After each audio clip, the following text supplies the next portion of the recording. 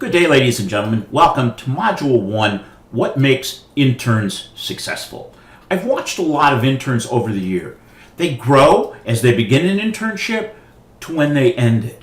And they all learn something by the end. And I've asked them, well, what do you wish you would have known when you started the internship? And then we said, well, how can new interns learn from that?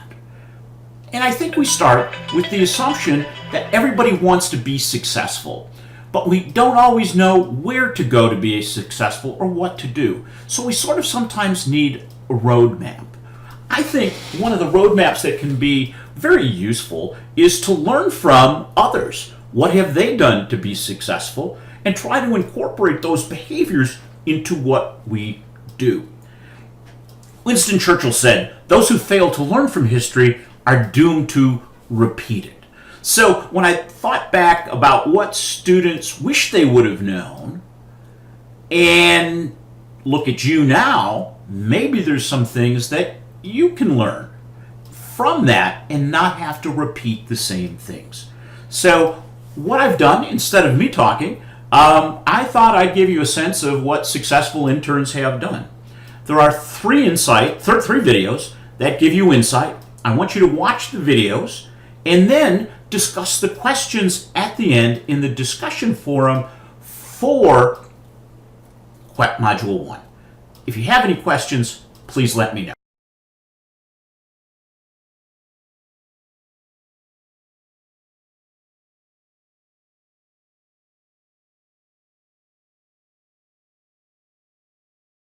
If you're watching this video, you need tips and tricks on how to best complete your internship. We work at Excel's Blue Cross Blue Shield. We've been interning here for a few semesters, and we want to share some tips and tricks with you, and hopefully that can help you. My name is Kitrick McCoy. I work in corporate communications and PR. My name is Michael Slattery. I work in analytics and data and human resources. So today we're going to cover a few topics. First, we're going to talk about how to behave in the workplace. Second, we're going to cover time management. Third, we're going to talk about how to create value for the employer. And fourth, we're going to share some just overall tips and tricks how to best do the internship.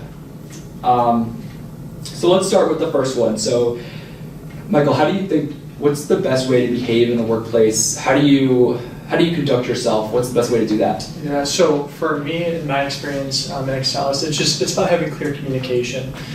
Clear communication with your coworkers and managers as well. So if there's an assignment that needs to be done, it's communicating with that manager to ensure everything's being finished on time. And then once it's finished, that's also being communicated so that the work can be most effectively implemented in the workplace.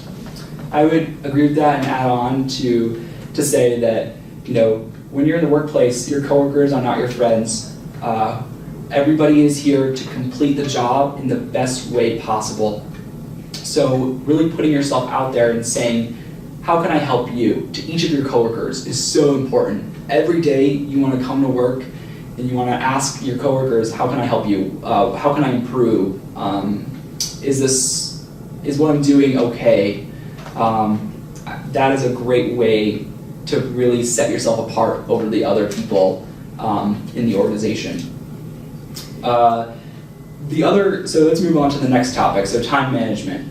How do you manage your time effectively? So for me, it's setting up my day from the very start, right? So checking email first and getting that out of the way has worked really well for me over the summer. You'll have a long list of things that need to be done, and getting those situated for the rest of the day is a sure way to make sure everything's completed on time. And so if you have meetings going on throughout the day, how can you best use that time to finish your projects so that you're not having to stay late to finish your work? Yeah, for me, it's really the secret sauce, I guess you could say, for me for time management is this little paper pad right here. So what I do is whenever a task comes into me from one of my coworkers, I number it on this pad and just list it, like basically 1 to 10. So every single day I write a task here, and that really helps me conceptualize my tasks, how long they're going to take, how important they are, which tasks to prioritize. Getting everything sort of outlined is so key because that really helps you complete the tasks when they need to be completed to ultimately create value for your employer. So next up, let's talk about creating value for the employer. We've been kind of alluding to this whole time, because that's really the most important thing. So what's your take on that? So providing value, getting the work done on time, but also finding ways to go above and beyond, right? So if a project can be done and it can be done in a very simple way, obviously that makes sense to do, but if you can incorporate a new skill, let's say you're building some sort of visualization, you could use Excel, which would be great, and get it done, but maybe you also have skills in a different sort of programming language or software package that the company has. Using those that might be a little bit, using some of those softwares that might be a little bit more advanced is a great way to set yourself apart and show that you're willing to learn the technologies that the company has offered. I agree with that, and I think that ultimately it's just analyzing what and asking what your coworkers need. Listening is so important, and understanding, where you fit in. I think that's the first step. The other step is, again, just really try to get your work completed on time and early. Earlier is better. And even if you don't have work to follow up with, it's great to just tell your coworkers, I'm ready for more work. And that is such a great way to differentiate yourself and create value for the organization. Okay, so we've gone to our last point, which are just general tips for interns at Geneseo, just like us a few months ago, maybe starting their first internship. What are some general tips that you want to share? Yeah, just being willing to learn is so critical. I mean, in an internship, I think that really is the goal. Obviously, it is to try to get a full-time position, but really use the few months that you have to learn as much as possible, because you have that flexibility. People know you're there to learn. So if there's some new tool you want to learn, take that time to learn it and then apply it to something that you're working on. So always learning. Always asking questions, communicating with your coworkers, as Kittrick mentioned, I think goes a long way. It can really separate you and differentiate you from some of the other interns in your class. And the other thing is, don't be afraid to reach out to senior level employees. They were in your shoes at one time. They are there to help you. Send an email to them and say, hey, my name's Kittrick. I intern at Corporate Communications. I was curious if you might be able to sit down with me, get lunch, or can I shadow you? I've shadowed nearly 8 people in this organization over the last 3 months, and it's been so helpful in figuring out where I kind of want to go and where I see myself. Going to a call center where our members and customers call in and listening to their voices, that's the way you set yourself apart. That's the way you get real information related to why you're really here, which is to benefit the firm, its the business, its customers, and ultimately its employees, and helping them deliver to the customer.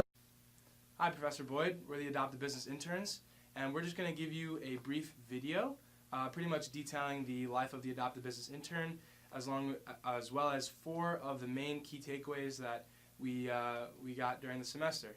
So to kick it off, I will be speaking about the importance of networking. I really, going into this internship, I knew networking was super important, obviously, but it really cemented my thoughts when I was in the internship. And specifically, one example of networking that I found to be super useful was while at this digital media boot camp. So this was in November. Essentially, it was just a seminar of business owners looking to better their digital media knowledge and looking to really learn. So when I went to go, I had the pleasure of speaking with business owners that not only were my clients, but also were just interested in learning about digital media. And I sat next to this one woman who was an owner of a pizzeria down in Mount Morris, and we began talking. She saw my Adopt a Business tag. We began talking about the school and about the program, and really, it was nice to talk with someone who I wouldn't have normally spoken with. It was nice because this connection really made me think of learning beyond the classroom, and that's really the crux of networking and really the program overall. Knowing that I could use these resources to better myself in the future and better her. So when I spoke with her, I put her in contact with Nicole and Aileen So hopefully we can foster some sort of future connection between Adopt a Business and her.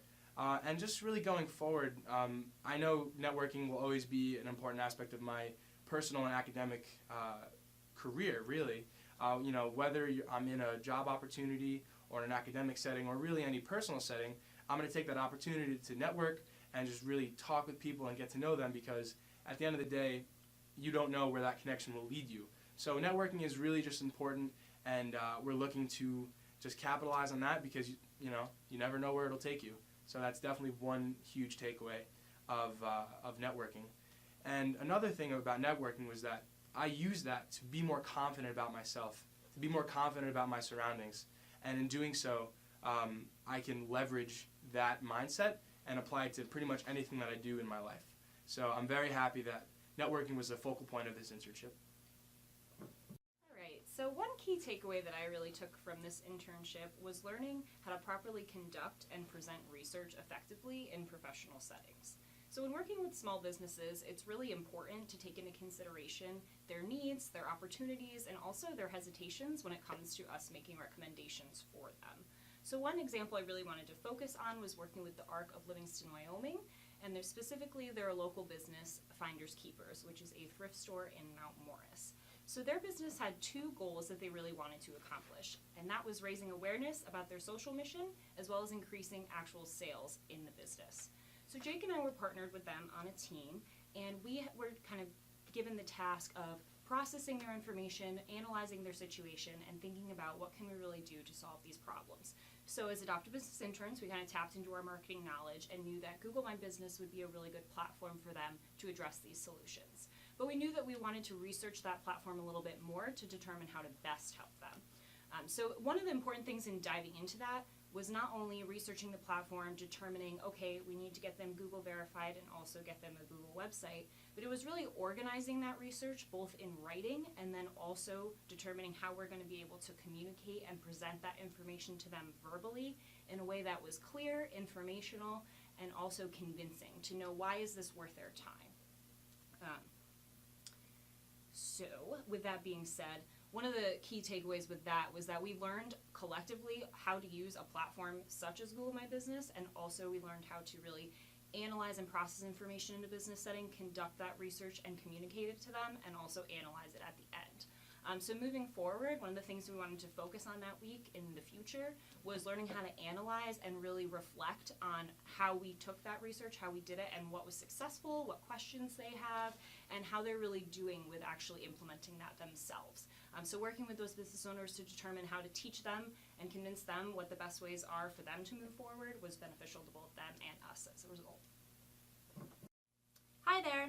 So one big lesson that I took away from one of the weeks during the internship was probably about a third to halfway through, and I really learned the importance of how to communicate with businesses in a way that would produce better quality solutions with more options. Because a few of my businesses were in similar industries, early on I could see the overlap in how businesses could help each other but help me at the same time.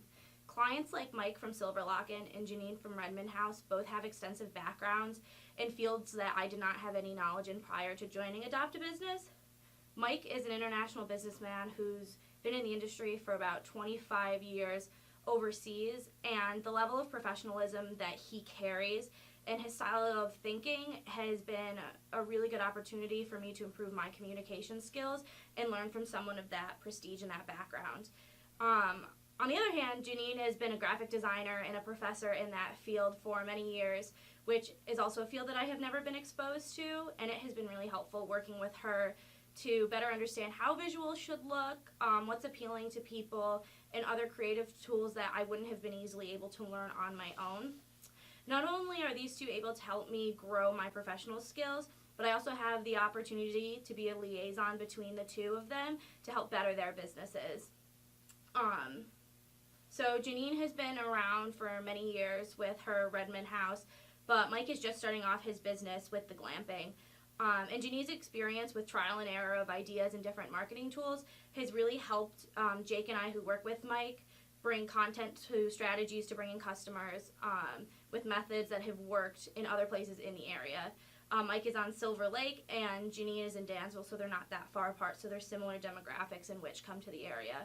One example of how Janine's experience has really helped us get Mike off the ground is that Janine sends out handwritten letters to people after they stay, thanking them for their visit and giving them her social media information.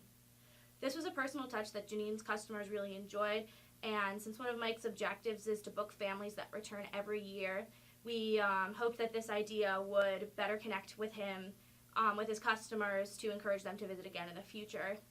Based off of this, one of my main goals following that was to bring that idea of connectivity to Hemlock Canoe with the personal touches that Janine has used, because Dwayne from Hemlock Canoe has an issue with his customer base, in which there are a bunch of older customers, and he's really struggling to tap into the younger generations.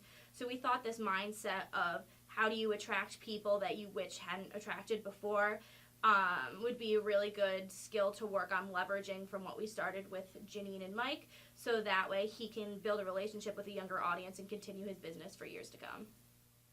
Hello. One of the most profound takeaways that I took from this experience was time management. And I really learned this about halfway through the experience. I realized that leaving a buffer period in between obligations and different events in my schedule and working around the responsibilities I already have on my schedule is very important to keep in mind, and it's definitely something that I need to consider now and in the future in my professional life. An example of this is with Jana's Decorative Glass, which was a small business in Livingston County that makes stained glass, soap, and jewelry, and teaches people how to make all of those items. We had some issues with scheduling with her because she also, along with being an entrepreneur, is a farmer, and she had to do her harvest and cancel a meeting with us. And so this works into time management, because really being aware of one's schedule allows them to be adaptable and allows them to really create the best quality work and provide the best value for their clients.